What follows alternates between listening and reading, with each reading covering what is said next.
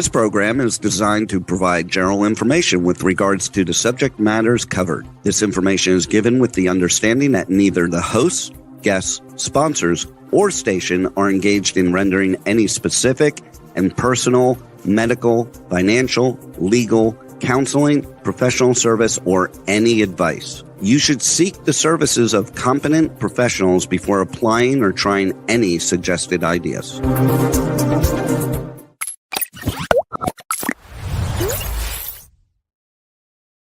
No, we should start out laughing Well, because you are a comedian. They have to warn you that anything these people say is, they don't know what they're talking about. And so, Exactly.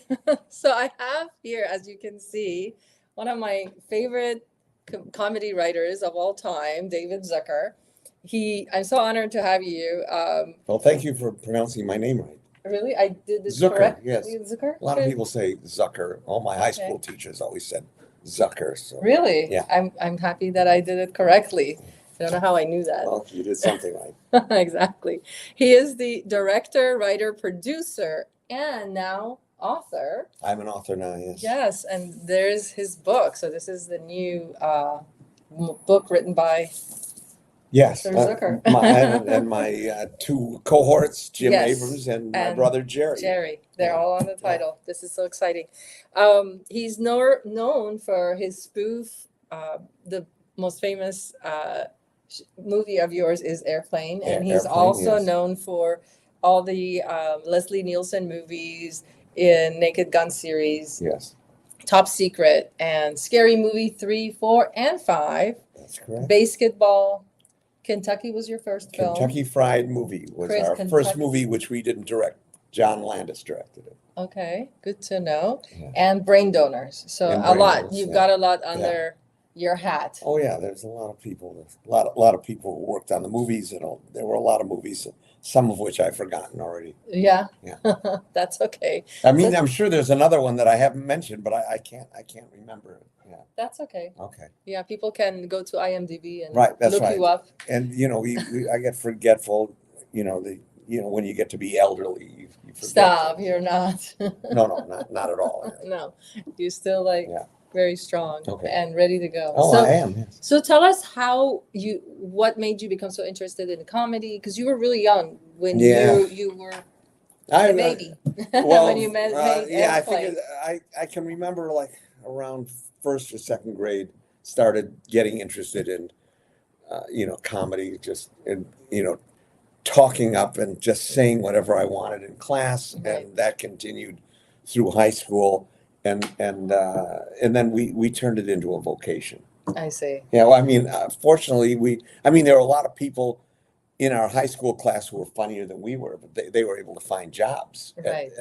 after high school, or we all went to college, but we just decided to keep going instead of going to, getting jobs or going to law school. Right. Yeah. Good decision, right? I know.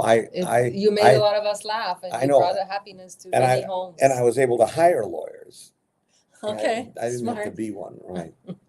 You know what Tom Hanks said about lawyers? He said that's the worst job ever because, when you're in school, you're always doing homework. As a lawyer, you're still doing homework, Oh, and yeah. it never ends. Well, no, I mean, I think lawyers, they're smart, they're talented. I couldn't Right. do that. I don't want to, Yeah, of course. denigrate the law profession, although Right. there are a lot of crooks, as there are bad therapists. So, Right. yeah. It's a 50-50. It's Right. like bad filmmakers, which you're not part of that. There's mediocre in every Everything. field, yes. Exactly. So I watched your film after one of my good friends in high school told me about your film. Okay. And he said it was his favorite film of all time, favorite comedy. Yes. And I think my high school boyfriend, And who shall remain nameless? nameless, yes. So, and that's when I was turned on to your films, and I watched it when I think 17 or 18 or something. Oh, that's good. And ever since then, I never thought I'd be sitting here in Los Angeles with you, interviewing you for a film I watched back in high school. Right. And What a small having world. observed your high school career, I never would have thought this would come to pass either. So, yeah. But I'm glad it did. Oh my goodness, David, you're so funny. So What, tell us, a lot of, I followed the filmmaking profession as well. I went to Pepperdine. I got a master's in screenwriting. And so I'm a writer. And so I know a lot of people who watch our show are also writers. Like, what kind of advice would you give to a young writer? Like when you were, coming through, what did you do that made you stand out? Because there's so many people. Well, we certainly didn't learn it in college. I didn't learn about screenwriting. Yeah. That I learned from just making mistakes, once we did it. And the same with directing. I mean, I took directing courses in college, TV and movie, and we made some movies, but it really didn't prepare us for actually making Hollywood movies. That Right. we just had to learn on the job, Right. and we did. And we, fortunately, for example, in Airplane, one thing I've learned is that the structure of a movie is so important. Yes. In comedy, in any movie, you have to have 3 acts in a movie to keep an audience's attention for an hour and a half or 2 hours. Yeah. And you have to have a first act, a second act, and a third act. We didn't know any of that. Right. And when we did Airplane, we wrote it, but we used an already existing screenplay by a man named Arthur Haley, who did a movie called 0 Hour. This was a black and white 1957 movie, and it had the same plot. So it was a guy with PTSD from the war. He was on a plane. There was food poisoning. Is everything. He had to fly the plane down, and so we had that, and the movie worked, and it worked not only because of, it worked because the jokes were funny, but that's all we did. We put in the jokes. One of the main reasons it worked was not of our doing. It was because the screenplay by Arthur Haley was so good. Right. And we didn't realize that at the time. And so we had to learn on subsequent movies, from some amount of failure. Yeah. So I would, that's what I would advise people to: fail first, and then you learn. Then you learn, and you learned on the job. That's good. That we did learn on the job, right? I feel like that's true for both jobs. You don't really learn it in school. Right. You have But to do it. you have to do it. But also, what I could teach somebody is it's the importance of that 3-act structure, and learning that your protagonist has to have a problem. Yes. And what my brother always says, movies are 3 acts. In the first act, you get your hero up a tree. Yes. And the second act, you throw stones at him. And in the third act, you get him down. So that's basically, we had no idea that. And we did this great movie called Airplane, and we didn't know how we didn't know how good it was. We didn't, well, Yeah. we knew how good it was. We didn't know why. Okay. You didn't understand why. We didn't understand why, yeah. Yeah. Well, and which is inspiring, and the book is inspiring, not because we were so great, but because, we were so average. Yeah. And we were funny joke writers. Right. And we were funny guys, but there's a lot of things that we learned on the way. And so it's inspiring that you can start doing something and you can learn on the way. And you can, you can do it. I'm not saying go ahead and do it. Most of the time I'm asked, what advice would you give a young person starting out in the entertainment business? And I say, quit now, you'll never make it. and then it always gets a laugh like that. And Right. I think about it, I think, what a jerky thing to say. So Right. I said, and this is the first time I said this, I just improvised it. And I said, but if you can ignore that advice, you'll be halfway there. So that is to say, I don't want to be responsible for saying to anyone, you can do it. Yes. It's like, 'cause you can't always do it. It occasionally happens. Yeah. Yeah, because it's Yeah. luck of the draw. Mhm. You did it, like you said, you did it. You followed this other writer's format, and then that's why it was Right, right. and that's why it was right. It the was luck- done right. The luck of the draw portion of it was that we discovered this movie 0 Hour. It Mhm. was playing on late night TV, and we were doing our live theater at the time, which included video segments. And the video segments many times included spoofs of commercials. So we would watch the late night movies, hoping to get a commercial, a stupid commercial that we could make fun of and get laughs. So one night this movie Zero Hour played, and so we forgot about the commercials, and we said, this movie's pretty good. I mean, Right. it was good and bad. It was a kind of it was a melodrama, but it was so serious. We thought we could put jokes in, and so that's how Airplane started. And then okay. the other unique thing about Airplane is that we thought, okay, we're going to do a movie. We're going to remake this movie with jokes, but we're not going to use comedians. We're going to use actors exactly like the actors in Zero Hour. So that's how you got. So we cast Robert Stack, Peter Graves, Leslie Nielsen, and Lloyd Bridges. And it has that dry type of comedy. And nobody thought that could be funny. So it's kind of brave, actually. It was brave, not the way of facing bullets or anything. Right, but brave in terms of taking a chance. Yeah, take a chance. But on the other side of it, we didn't have anything to lose. I think we were pretty headstrong. We didn't know how impossible everything was. So when we left Milwaukee in 1971, everybody said, "Well, what was your backup plan?" And we said there was no plan B. And I would make a lame joke. I said, "Well, I had my father's mattress business to fall back on," but that was just I was just being silly. Silly, yeah. But we didn't have it. We not only didn't have a backup plan, but we had no doubts at all that we'd be successful. So that's amazing. We were just completely confident, self-confident. I think that's what it takes to succeed. Most of the people that I know that succeeded say they never had a backup plan, and also that what was it like? Go west or bust, or what was that something saying? like that. Yeah, I forget. Yeah, I don't think Columbus had a backup plan. He was just sailing west, and everybody said, "Well, you're going to fall off the edge of the earth." And then so many of those first newcomers also burned their ships. They're like, "We're not going back. This is it. Right. We're in America. Figure it out." We weren't that brave. We did not burn the ship. But, No, you didn't burn your dad's credit card, right? No. We actually, we started it we each invested $3,000 for the move out to LA, and that got us through about 4 months. Mm-hmm. And we found an abandoned building that we made into a theater, and we lived above what the theater was. Yeah, the place was ideal. Perfect. And we did it, and we needed a piano player. So this is all in the book. We had a great, funny piano player who was part of our troupe in Madison, and we had this little 70-seat theater, but he didn't want to come out with us.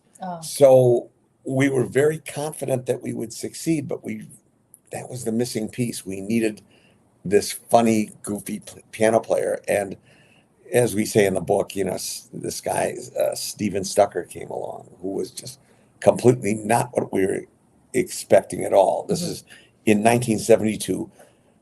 We were just, 3-4 straight Milwaukee guys, just right off the boat.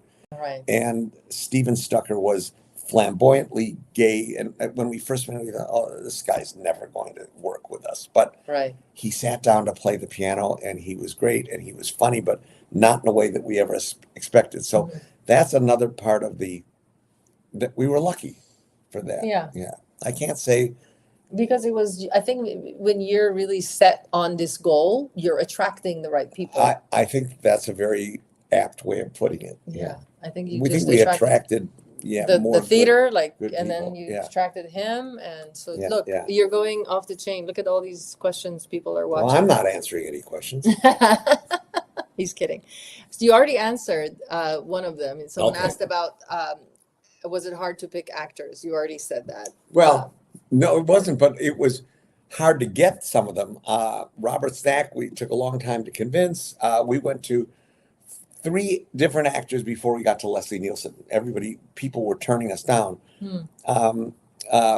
Peter Graves, when he read the script, hated it, threw it across the room, and said, "This is the worst piece of trash I've ever read." So we had this executive producer named Howard Koch, who was this, old line Hollywood past president of the Motion Picture Academy and past president of Paramount. And he called up Peter and said, listen, why don't you come and meet the boys, as we were called. And so he did. And, I think he probably figured he was going to meet with, 3 drugged out weirdos. And so, because it was so over the top. Yeah, it was so over the top. And he also, actors make the mistake of reading the script first. So he appeared to be playing a pedophile, a funny pedophile. So that probably put him off a little bit. But, when he met us, I think, we came across as, these Midwest guys from Milwaukee, and he signed on. He said, but it's all in the book, and that's the exciting thing about the book, is seeing how all this happened, and nobody ever knew this story before. I mean, it's just like you think that Airplane just happened, but it took a while, and it was turned down by every studio. Wow. Before finally Michael Eisner heard about it. Wow, that's a big name too. Yeah, Michael Eisner, head of Paramount at the time, and then later head of Disney, and then we met all these executives at Paramount it was an all-star team, and rather than, it's not an unusual thing about the story is that the studio they weren't the bad guys, they weren't the idiots that they're often portrayed. At least these Paramount executives, Michael Eisner, Jeff Katzenberg, Frank Mancuso, there was the chairman was Barry Diller.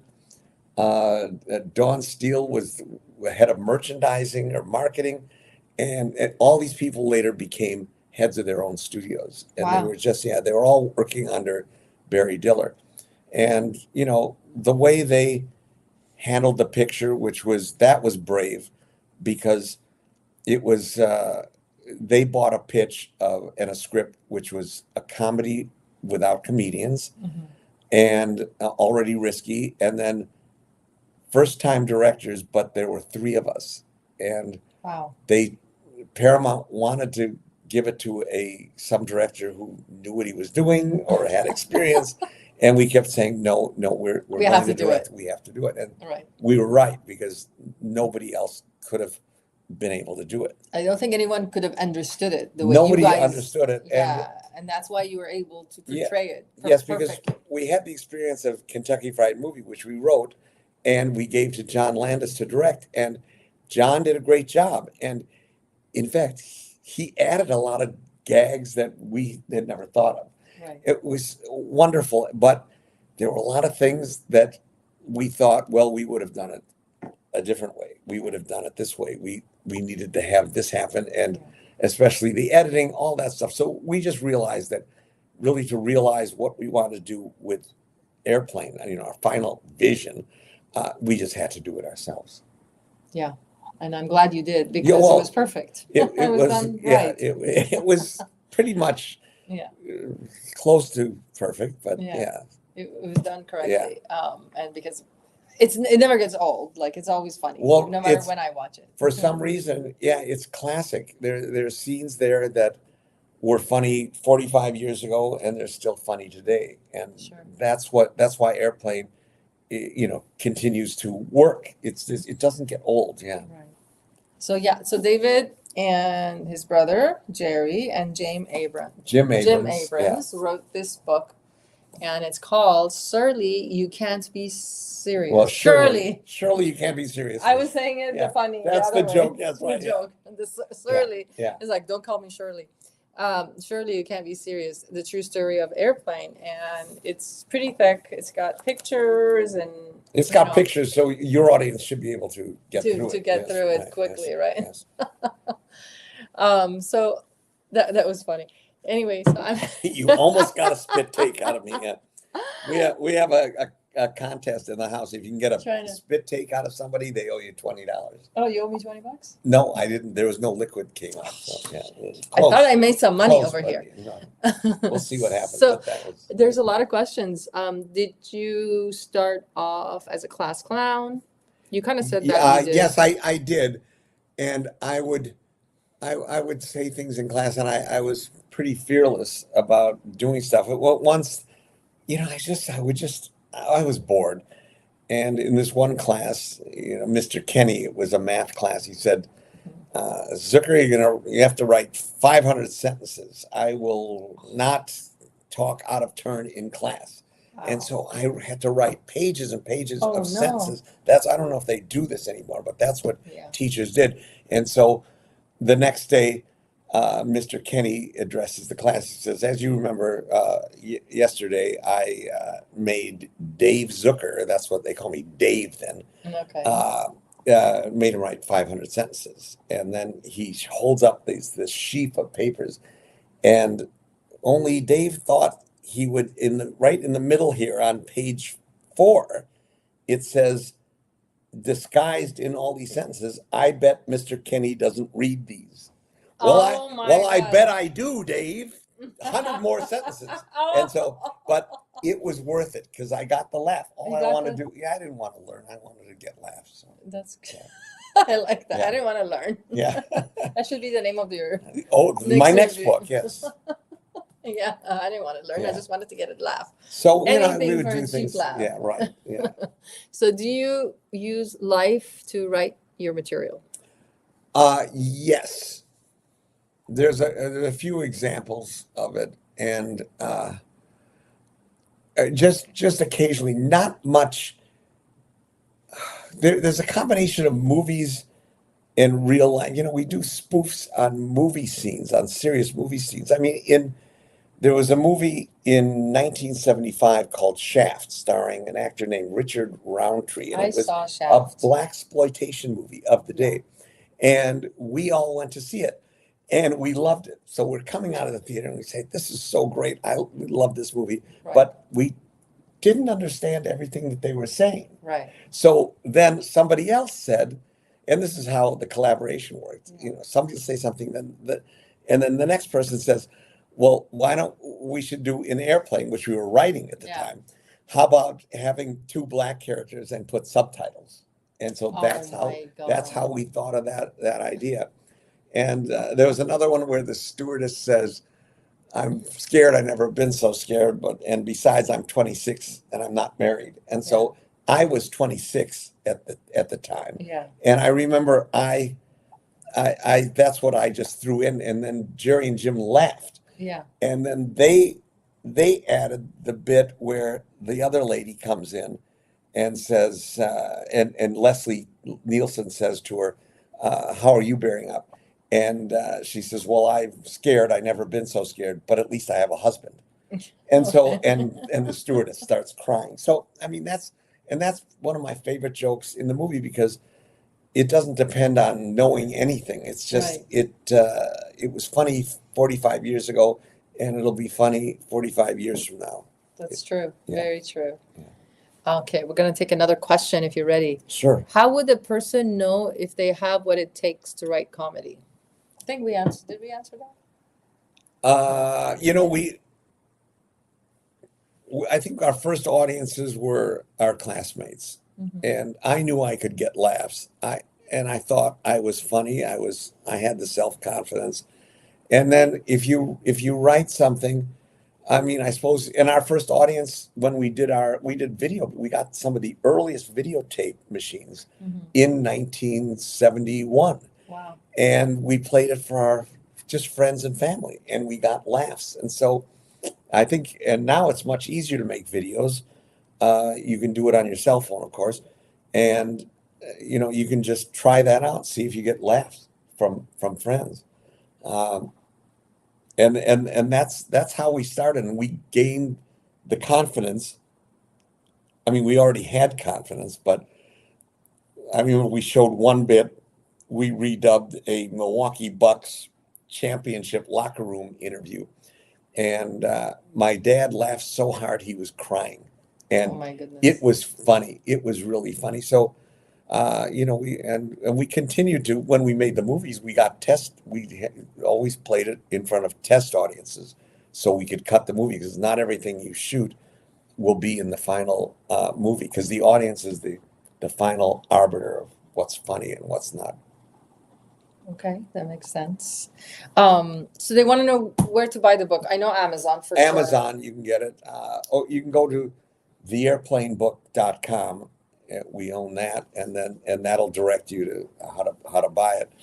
But we also talk in the book about, we started thinking about what made things funny. We started kind of becoming a little more analytical than Right. when we started out in high school or even in our first Kentucky Fried Theater show.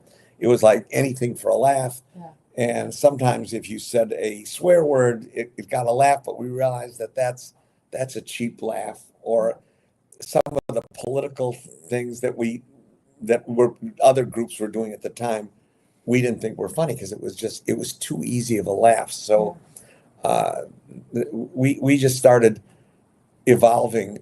And after we did our first show in LA in 72, we had a friend come to see the show who Jim had known in Madison, and he loved the show, but he said, he was critical of one bit, for example, where he said, well, you're doing a joke on a joke, because you have the straight man being funny, and the person behind in the background was also being funny. So you have to pick one. And so that was our first rule, joke on a joke. And there were other rules that followed that are in the book that I can't remember right now.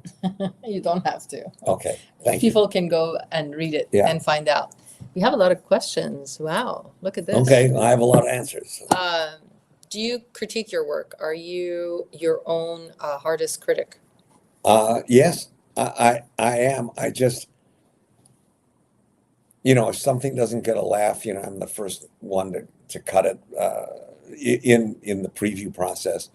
And when I think back on movies of mine that didn't work, it's important also, and this is not in the book, but I just think it's important not to blame anyone else. Yeah. It's just, there's a reason for this stuff, and it's not the studio's fault for not distributing it correctly. It just, it was a long time before we figured out what was wrong with Top Secret and why it didn't perform at the box office. Top Secret, since 1984, is like this cult classic. Everybody loves it. They think it's a funny movie, funniest movie, but it doesn't work as a movie because Val Kilmer, who was the protagonist, didn't have this intrinsic problem like Bob Hayes did.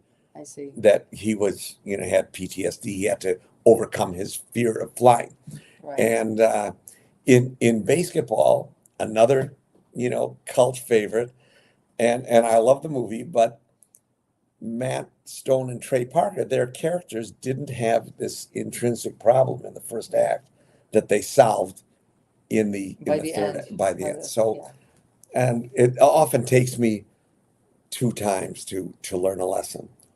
So you learned it. So I finally learned it in Basketball, and I haven't made that mistake since. And so after Basketball, I did the two scary movies.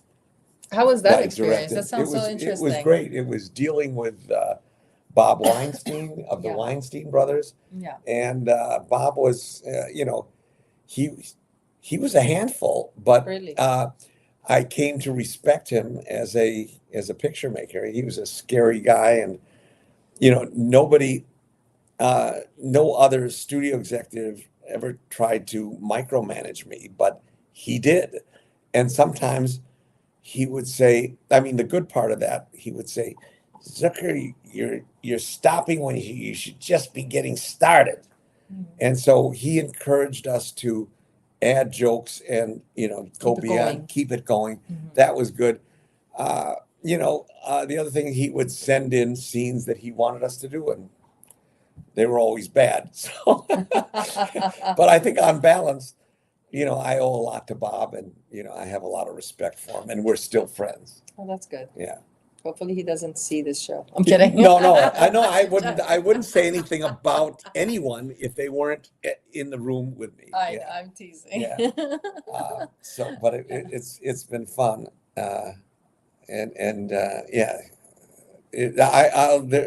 in my next book there'll be a whole chapter about Bob Weinstein.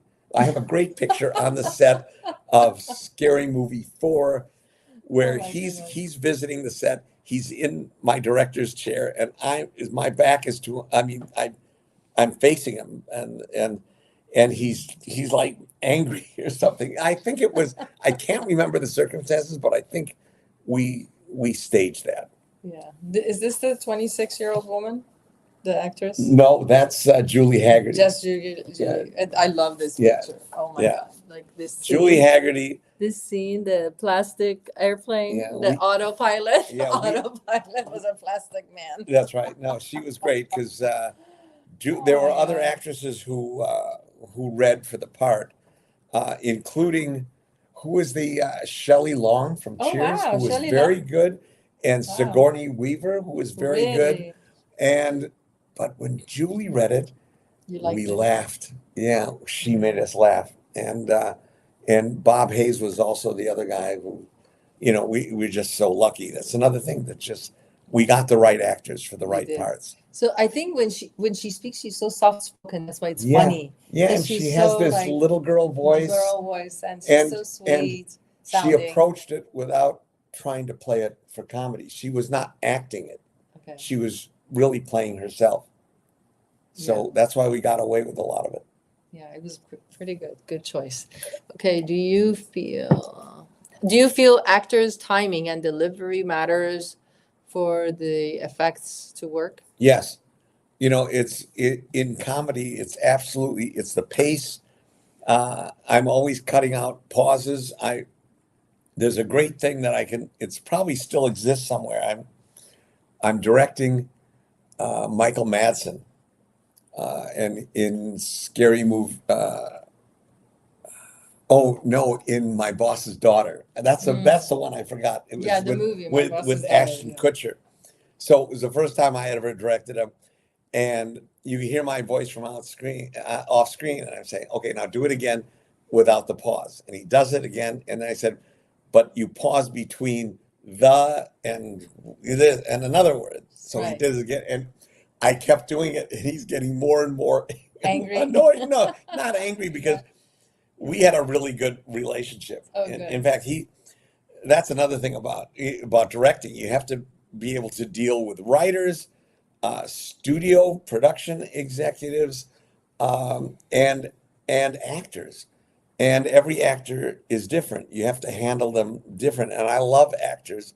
And everybody said, "Oh no, if you cast Michael Madsen, he'll have you for lunch. He just eats directors alive, Oh my all this stuff. goodness. It's a scary guy and everything." Right. And so I That said, didn't scare "Okay, you. well, it didn't, because I hadn't, and I had directed quite a few movies up until then. There was no one I couldn't figure out a way to work with. So when he came in for the first meeting, the first rehearsal, I opened up I started to insult him, and I never stopped insulting him. Oh my goodness. And he thought it was very funny. So, and I had to figure out that I could do this. Yeah. But I just, it's just like a natural, you have to have a lot of people skills. And I think I had a good instinct about what I could get away with Right. with him. Anyways, we had a great relationship, and I did 2 movies with him after that. So, and You had like a sense of I what had a to sense do. of what I could do with Yeah. him. And then, and Ashton Kutcher came in for, we were reading actresses, and Ashton was helping, very helpful, came in and read the off-screen lines for the actresses. And he was so terrible. Oh no. I didn't want to say anything. And I was getting worried because, Okay. Ashton Kutcher, He's so famous. Surely he's better than this. And Yes. anyways, so the first day of shooting, I mean, he's perfect. He's really one of the best comic actors. He's up there with Charlie Sheen and Leslie Nielsen. Wow. He's Ashton. I never had to direct him. He was so good, and so, which was great, because I could pay attention to the other actors. Priscilla Presley was also perfect. Oh my God. She I was so loved good. her in Naked Gun. She is undirected by me. She's- I could spend my time with Leslie, with Yeah. whoever who is the other one? That was so intelligent. When Robert. You had, yeah. I was like so taken aback by that Right. you chose her. Oh, because she's never in any other movies except your films. Yeah, no, and I was like, what? She's great. And, he's so brave. Like, and, I didn't even know you then. And I thought, yeah, this is so cool. Well, I had seen her in Dallas, and so we didn't read her for the part. I just saw her in Dallas, and I thought if she could do that, that would be great. And so we had the first rehearsal, and she was very nervous. And I asked her why, and she said, well, I don't know how to be funny, how to do comedy. And I said, don't worry about it. Do just like you did in Dallas. That's all we read. Read the lines. Yes. And I said, not really read the lines, but I said, I put it this way. I said, let the lines do the work. And your job is to be a dramatic actress, just like she did. And so was Leslie's. And Leslie was doing, I am serious, and don't call me Shirley. I mean, it's a funny line, but he said it without winking. And it's funnier than would have been with an actor like Bill Murray or Chevy Chase, who are great, funny people, brilliant. But in Airplane, the lines wouldn't have worked. It would have been corny. So that's part of why everything worked. Yeah. And then after Leslie Nielsen was in your films, he became known as a comedian. He became known as a comedy, but before that, he was a serious actor. Yeah, and he had a long career of 20 years at least of serious roles. And Leslie was kind of a goofball inside, wanting to get out. Yeah. And so, and in the book we described the pranks he would play during shooting. Like, he would have this little fart machine. I was gonna say that. Yeah. I saw him on one of these late night shows, Letterman. Like Letterman. And he would bring the fart machine. If Letterman would move like this, he would press it, and he had it behind in his pocket. And then Letterman is he would hide it. And he would do all these interviews, so funny. And that's what he would do. And then he finally brought it out, and he's like, Letterman's like, "Is that you?" He's like, "No." But the reason why it worked for him is because he didn't crack a smile. He just so didn't let on, and he kept talking seriously. And that was kind of our way of doing comedy, because my dad could never tell a joke, but Jerry and I remember that he would say funny things without cracking a smile or not, winking. And that became Leslie Nielsen. So that's where you get it. You get it from your dad. I get it from my dad. And then my grandfather, who I didn't ever know well because I think he died when I was 4. But there's a great picture which we have in the book of me. I'm standing on a chair I was probably 3 years old.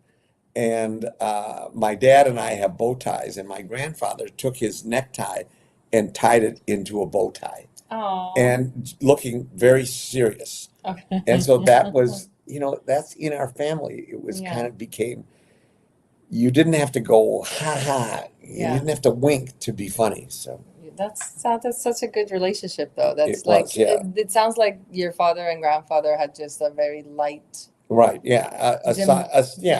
Which made up for the times that they beat me senseless. Oh, they did that? No. I keep forgetting. You're always joking. No. But I said it with a straight face. Yes, you did. And it made us all believe you. Anybody else have a question there? Yeah. It sounds like you really have fun at your work. I do. I love what I do. I love making jokes, love writing.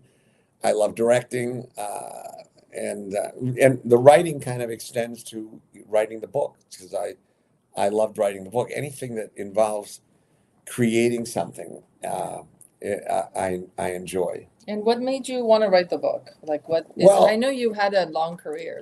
We had a long career. We knew it was a unique story, because there's no other story that's like this, of 3 guys who came from nowhere and did what we did and engaged in Hollywood, and won. So created a new genre. And we realized that the whole story behind it, our friends didn't know, our kids didn't know, our ex-wives didn't know, and so we really we thought we should tell the story. And I saved everything. I saved every picture, it's just, and there's so many great people behind it, and we got interviews in the book from all the studio executives who worked on it, Barry Dillard, Mike Eisner, Jeff Katzenberg. Everybody has quotes, Bill Hader, people from SNL, comment on, Judd Apatow, everybody is, all these people who became, comedy writers and very successful, were all influenced evidently by Airplane, which is great. And David Letterman, and then the audiobook, excuse me, also has everybody reads their part in the audiobook. Okay. So there's like 35 different people contributing, and they're all in the book. I see. Very nice. So there's another question. It says, was it hard to film Airplane? Yes and no. The filming was fun. It was, I don't remember it as being hard. What is difficult is getting it financed, finding Paramount. That was hard. And John Landis says, and we quote him in the book, he says, making the movie is fun. It's trying to get the financing that's, impossible, difficult. Yeah. And the other thing about directing is, for all of my movies, so much care and time and detail and effort went into writing the script, and you have to have that. And so that when I got onto the set every day, I knew we had good jokes to film. And so I would have been nervous if I had to wing it and everything. We don't do improvisation in comedy. We just, what's on the page, everything that Leslie Nielsen, Robert Stack, Lloyd Bridges, Leslie Nielsen, everything they say is all scripted, and Bob Hayes and Julie Haggerty. It's all exactly in the script. And during the script writing process, which took years for Airplane, because we didn't know what we were doing, especially, we fought over every word. It was like completely detailed. And so we don't do, people say, how much was improvised? There was nothing improvised. There were some things were thought up on the set. We had everybody, it was a very well-known scene in Airplane when all the passengers there's an hysterical woman, and the passengers are trying to calm her down. So, and it was the doctor first, and then the stewardess, and then the nun, and then somebody suggested, why don't you have a whole line of people with different weapons? And we did that. And the lady who played the hysterical woman, forgot her name, but she said, have them slap me. And so we said, okay, they all slapped. Stop her, poor thing. And Leslie, whether we told him to do this or not, it's really one of my favorite moments in the movie, because it's just so out there. He slaps her, and then the stewardess follows him and says, doctor, you're watering up in the front. And he says, okay. And as he leaves, he slaps her one more time. Yeah. It's just it doesn't make any sense. And that's what I love about that. And it's funny, they all line up, the whole airplane. Yeah. Right. Yeah. And I can't remember whether Leslie thought to do that or if we told him. That's lost history because Leslie died. Yeah. Okay. So I'd love to. That's what I'd ask him if he were here today. Yeah, I love Leslie Nielsen. Because of your films, I got introduced to him. I hadn't seen any of his serious films. Yeah, but I think I've started to say it's not comic timing. And my brother disagrees with me, but it's not brilliant comic timing. It's dramatic timing. Yeah. And and it was written on the page. And as long as Leslie would say his lines, and if Julie would say her lines, and Bob, if they would just say their lines in a dramatic fashion, that's comic timing. So it's different than when Jim Carrey is doing something or Eddie Murphy. Sure. Now, I mean, those guys do brilliant comic timing. But, when it's in our movies, it's dramatic timing. So, but I can say this because my brother is very new to me. I've never heard that. That's very, it's a good way of putting it. Thank you. Somebody's asking about financing. What's the best way to get financing? Well, I don't know. I have a script right now. I'm trying to get financed. I can't do it. I mean, I have not been successful yet, but I'm not going to give up. So, and I have this whole track record and everything. I have this wonderful script, and you know, it's a struggle to get financing for. So, the answer is I don't know. It's Keep like trying. keep trying. There's a way if you can get it to an agent, if you know a producer, if you know the local billionaire who lives down the block, you know, try that. You have to have someone to have faith in you. Pat Proft, who my longtime collaborator writing, and Mike McManus, we had the idea, there should be a Naked Gun 4. There were Right. 3 of them. 33 and a third. 33 and a third was the last one. And we had a fresh take on it, Yeah. and we did it. It was a great script. And Paramount completely rejected us. And I thought I thought it was because I'm an old white guy, but they went and hired younger white guys to do it, as long as they're white guys, I guess. So what Seth MacFarlane, who did Ted and Family Guy, Yes. he comes in, hires a director, and I met the director, very nice guy, and they all love Airplane and Naked Gun and Top Secret. They're big fans, but Right. They hired Seth. But they think that they can do Naked Gun better than I can. So we'll see. Oh, they're gonna do Naked Yeah, Gun they 4? have already shot it. Yeah. Oh my God, I'm so Yeah. pissed. I'm Well, so angry. yeah, no, I'm so angry for so you. am I. But What? you can't do it. You can't do it. Rage. You can't Let's do go anything. I'm not gonna. billboards in the street. No, it's I'm like kidding. there's an old saying: "Don't get mad, get even." I don't Right. know. I'm going to kill each one of them. Okay. No. I want to do my own movie, and I'll do Star of Malta. We took our Naked Gun 4 script, repurposed it, and called it Counterintelligence, spelled with one L and a J. Yeah. And we it's still a good story, and it's completely not. It's not even about an LA cop. It's a spoof on Mission Impossible.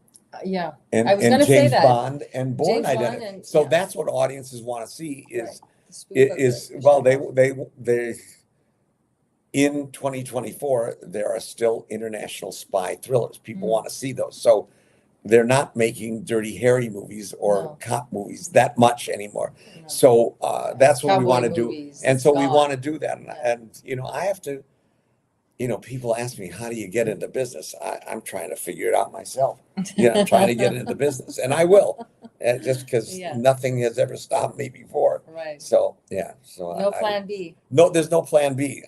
Yeah. Well, thank you so much, David. We're coming on to the last couple minutes of the show. So Well, if this anyone- went fast. I know, it's almost 50 minutes. So Okay. we're getting Can we take any more questions? let me see what we didn't answer.